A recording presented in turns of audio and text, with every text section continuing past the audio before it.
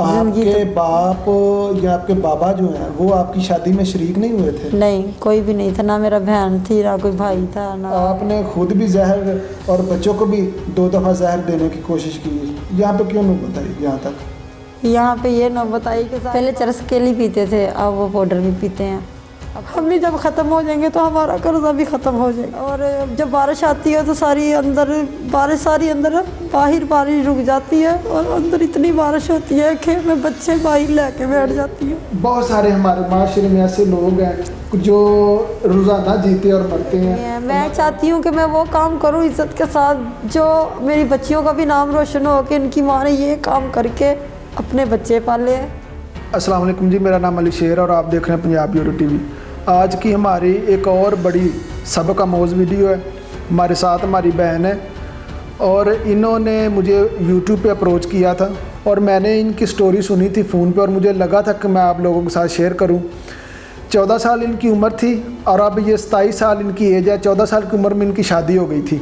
7 इनके बच्चे हैं। ये अकेली उनको पाल रही हैं और किस तरह पाल रही हैं, किस तरह सर्वाइव कर रही हैं, हम इनकी कहानी इनकी ज़बानी सुनते हैं। अस्सलाम वालेकुम। वालेकुम सलाम। बहन क्या नाम है आपका? मेरा नाम आसमा है। आसमा। आप अपनी कहानी जो आपने मुझे बताई है ज़रा थोड़ा सा हमें हमारे नाजरीन को बताएं कि आपके साथ ये तमाम जो मामलात है, आपने 2 दफ़ा खुद सोजी करने की भी कोशिश की, अपने बच्चों को जहर देने की भी कोशिश की। माओं के तो दिल बहुत नरम होते हैं, यहाँ तक नौबत कैसे आई? थोड़ा सा ज़रा बताएं। बस कुछ घर के हालात ऐसे कि मैं अकेली कैसे खर्चा घर का उठाऊं और कुछ इतनी टेंशनें हैं घर की हैं, कुछ अपने मियाँ की हैं कि वो एक तो नशा करते हैं, ऊपर से मारते हैं। और उनके मारने के अलावा मैं अपने बच्चों को कहती हूँ कि पढ़ाऊँ, तरबियत उनको अच्छी दूँ कि वो बड़े होकर कोई अच्छे आदमी बने। आपके माँ बाप नहीं हैं? नहीं, अम्मी साल की थी जब फौत हो गई थी और चाचू ने पाला था, उन्होंने अपने पास रखा और 14 साल की उम्र में मेरी शादी कर दी फूफो के घर। और आपके पापा ने दूसरी शादी कर ली थी? पापा ने दूसरी शादी कर ली थी। हम अब 3 बहनें 2 भाई थे और एक बहन फौत हो गई है। 2 भाई हैं और 2 बहनें हैं। 2 बहनें हैं। अच्छा, सारे शादीशुदा हैं? हाँ जी, सारे शादीशुदा हैं और सारे अपने अपने घरों में मसले मसाइल में ऐसे उजले हुए हैं कि किसी को कोई परवाह ही नहीं है। ठीक।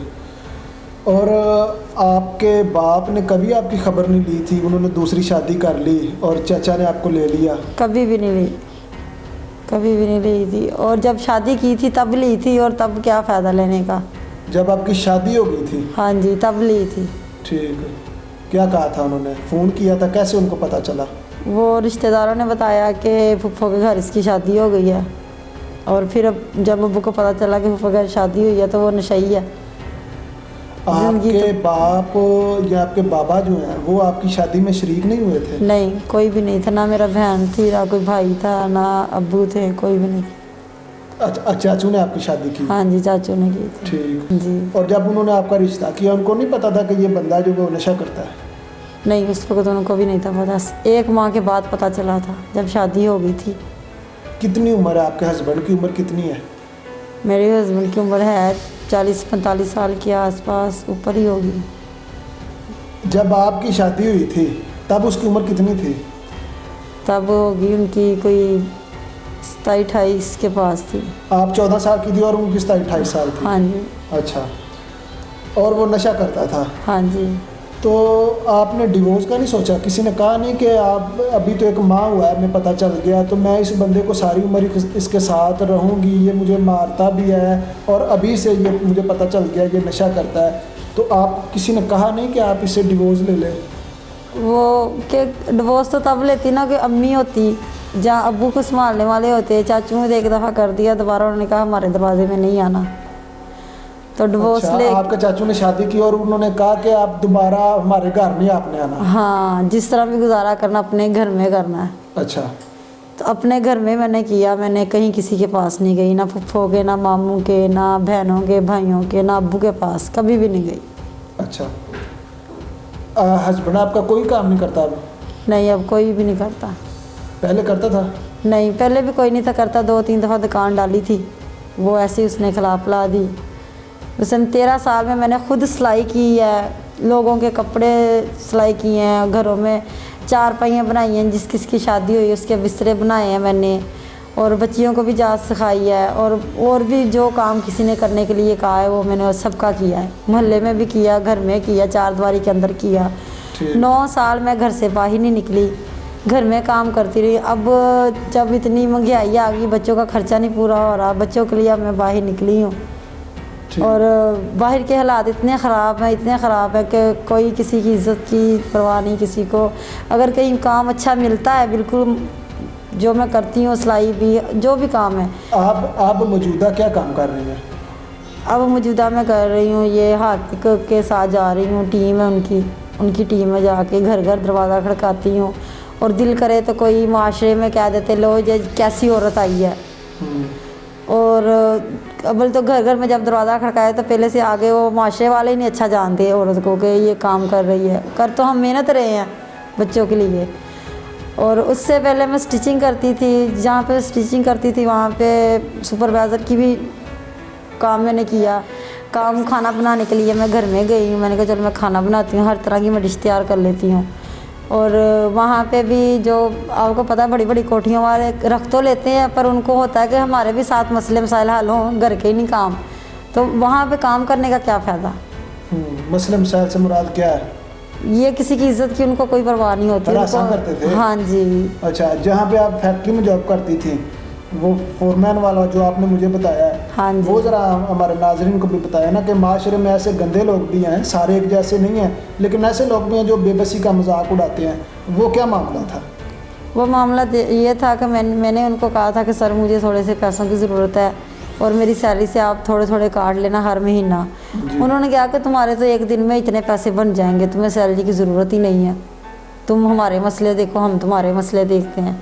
इसलिए मैंने वहाँ से छोड़ दिया। मैंने कहा मैंने ना आपके मसले देखने, ना मैंने अपने देखने हैं। मैंने इज़्ज़त से अपने बच्चों को खिलाना है और इज़्ज़त से खुद खाना है, यानी कि रिज़्क़ हलाल खिलाना है बच्चों को कि बड़े होंगे तो ये भी रिज़्क़ हलाल कमा के घर लाएं।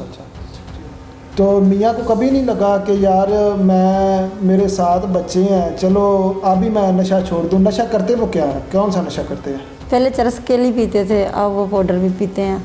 अब तो पहले तो घर में छत में बैठ के और कभी वॉशरूम में घुस के पीते थे, अब शरेआम बैठे चारपाई पे पी रहे हैं। उसे नहीं परवाह बच्चे पास हैं, उसे नहीं परवाह कि मैं हूँ, उसे नहीं परवाह घर में। बच्चों ने कभी नहीं कहा कि बाबा आप ये काम ना करें? अब बच्चे कहते हैं बाबा अगर आपने सिगरेट पीनी है तो घर में नहीं आना, और अगर आपने ऐसे ही हमें रखना तो आप घर आया ही ना करें। बच्चे कहते हैं, बच्चे खुद कहते हैं पापा इस सिगरेट में बहुत स्मेल आती है, आप हमारे पास बैठ के ना पिए। उनको आगे से मारता है कि तुम मुझे ऐसे क्यों कहते हो। ठीक, आप पे भी तशद्दुद करता है? पहले तो बहुत ज़्यादा करता था, अब तो ज़रा कम हो गया, अब गाली निकालता नहीं। तो पहले तो जब मैंने कहना तो आगे से मारना शुरू कर देना। अगर पैसे ना उसे देने तब उसने मुझे मारना। अगर उनको मैंने कहना कि घर दरवाज़ा लगा लेना, मैंने कहना तुम बाहर ही रहो, तो तब उसने आके घर दरवाज़ा खोल के मार के बाहर खड़ा कर देना, कहना ये सारा दिन घर नहीं आने देना मैंने तुम्हें। क्यों आपने ये सोचा? हमारे इस्लाम में भी सख्ती से मना है कि खुदकुशी नहीं करनी चाहिए, खुदसूजी नहीं करनी चाहिए। आपने खुद भी जहर और बच्चों को भी 2 दफ़ा जहर देने की कोशिश की, यहाँ पे क्यों नहीं बताई? यहाँ पे ये न बताई कि सारी बात एक औरत ज़ात अकेली कैसे घर के खर्चे उठाए। कभी दूध वाले के पैसे, कभी दुकान के परचून वालों के पैसे, कभी बच्चों की स्कूल की फ़ीसें, कभी कुछ। मैंने ये सोचा कि मैंने कहा चलो अगर हम मर जाएंगे तो फिर कोई हमसे कर्जा मांगने वाला तो नहीं ना आएगा। तो ना मैं उनको, ना आगे से मैं झूठी होंगी कि आज दे दूँगी, कल दे दूँगी, खिला दूँगी जहर। हम भी जब ख़त्म हो जाएंगे तो हमारा कर्जा भी ख़त्म हो जाएगा। चले ऐसा नहीं सोचते, अल्लाह ताला पे भरोसा रखें, अल्लाह ताला मुश्किल कुशा है, वो कोई ना कोई रास्ता निकालेगा। बच्चे पढ़ते हैं स्कूल आपके? हाँ जी, अच्छे माशाल्लाह। जब तक तो मेरी हिम्मत थी मैंने उनको अच्छे स्कूल में डाला था। अब जहाँ डाला हुआ है वहाँ की पढ़ाई इतनी बेस्ट नहीं है, पर बच्चे फिर भी कोशिश कर रहे हैं। ठीक। और ट्यूशन अकेडमी भी जा रहे हैं। बड़े बेटे की मैंने अपने घर बाहर आने की वजह से उसकी पढ़ाई छुड़वा दी है। उसे मैंने कहा बेटा तुम ट्यूशन पढ़ो, और अल्लाह पे आसरा रखो, तुम्हें लिखना पढ़ना आ जाएगा। वो घर में रह के बच्चे संभालता है बड़ा बेटा, और छोटे जा रहे हैं स्कूल। जब वो ट्यूशन से और स्कूल से फारिग हो जाते हैं फिर बड़ा जाता है ट्यूशन। ठीक, आपकी ज़िंदगी मुतासर हुई शुरुआत तो आपके बाप ने की ना, उन्होंने दूसरी शादी कर ली और उन्होंने आपको कभी पूछा तक नहीं कि मेरे बच्चे कहाँ पे हैं? मेरा घर देख लेंगे, कच्ची झोपड़ी है, वो भी सारी चौथी है। अब पिछले दिन वो ज़लज़ला आया था और सारी दीवारें जो हैं फट गई हैं, और जब बारिश आती है तो सारी अंदर बारिश बाहर रुक जाती है, और अंदर इतनी बारिश होती है कि मैं बच्चे बाहर लेके बैठ जाती हूँ। आपके घर छत नहीं है? छत वो सिरकी वाले, वो भी सारी चौथी है, इतनी उसके ऊपर मिट्टी डाली है, गिरने वाली हुई पड़ी है, बाले टूटे हुए उसके। जी, क्या काम कर लेती हैं आप? क्या हो आपको स्किल्स है आपके हाथ में? काम तो मैं सबसे ज़्यादा हैवी काम तो मैं सिलाई का, स्टिचिंग का करती हूँ। ठीक। टेलर मास्टर से भी ज़्यादा मेरी माशाल्लाह अच्छी सिलाई है। जेंट्स लेडीज़ कपड़े दी डिज़ाइन सारा मसलन के, ठीक। कढ़ाई सिलाई हर तरह का काम कर लेती हूँ मैं। ठीक। और उसके बाद जो घरेलू काम काफ़ी होते हैं लेडीज़ के, वो सब मुझे आते हैं। ठीक।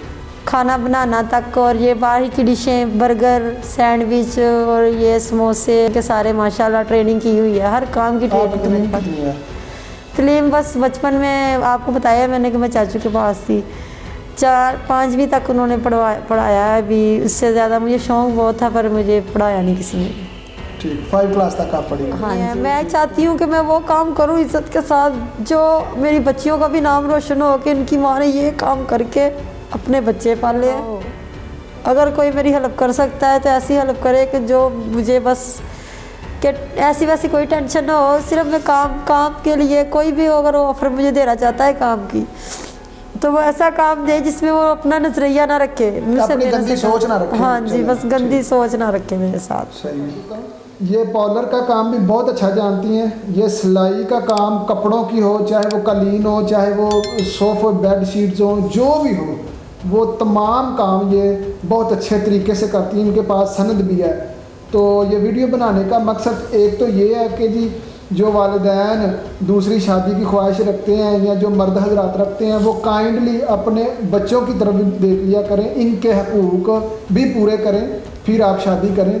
और दूसरी बात ये है कि अपनी बच्चियों का फ़ैसला करते वक्त ये चीज़ को मद्देनज़र रखा करें कि जिस बंदे के साथ इसने सर्वाइव करना है कम से कम वो ठीक हो। वसायल तो अल्लाह की ज़ात दे ही देती है ना, कभी पहले कभी बाद ज़रूरियात पूरी हो जाती हैं। अगर हम सफ़र ही ठीक नहीं है ना तो ये हाल होता है कि रोज़ जीना पड़ता है, रोज़ मरना पड़ता है। और आखिर पे यही है मैसेज मेरा कि अगर कोई साहब हैसियत या कोई बंदा फैक्ट्री में जॉब करता है या किसी का अपना कोई छोटा मोटा कारोबार है और वो इन्हें एडजस्ट कर सकता है, तो अल्लाह की रज़ा के लिए खालिसन तन नियत के साथ इनके साथ रब्ता कर सकता है। वो इनका रब्ता नंबर हम डिस्क्रिप्शन में दे देंगे। जिस बंदे ने हेल्प करनी है वो किसी भी किस्म की हो, उन्होंने कहा जी मुझे पैसों की ज़रूरत है लेकिन मैं भीख नहीं मांग सकती, ना मैंने भीख मांगनी, मुझे बाइज़्ज़त रोज़गार मिल जाए, ये उनकी डिमांड है। बाकी जो उन्होंने फरमाया है, आप खुद जिस बंदे ने भी इनको जॉब देनी है या किसी भी किस्म की हेल्प करनी है, वो पहले जाके खुद इनको देखे, इनका आईडी कार्ड चेक करें, वहाँ महल्ले से पूछे कि यार ये औरत कैसी है। अगर आपको तमाम चीज़ें जो हम आपको बता रहे हैं या इन्होंने बताई हैं वो वाकई ठीक हों और ये डिज़र्व करती हों, तो फिर अल्लाह की रज़ा के लिए, अल्लाह की खुशनुदी के लिए करना है। आप अगेन मैं कहूँगा तीसरी बार कि कन्फर्म करके आप इनकी हेल्प कर सकते हैं। ये हमारी आज की वीडियो थी। उम्मीद है कि आप लोगों को कुछ सीखने को मिला होगा कि बहुत सारे हमारे माशरे में ऐसे लोग हैं जो रोज़ाना जीते और मरते हैं। अल्लाह ताला तमाम बच्चियों के नसीब अच्छे करे और आपकी मुश्किलात आसान करे, हम दुआ गो हैं। ये हमारी आज की वीडियो थी। नेक्स्ट वीडियो तक मुझे इजाज़त दीजिए। अल्लाह हाफिज़।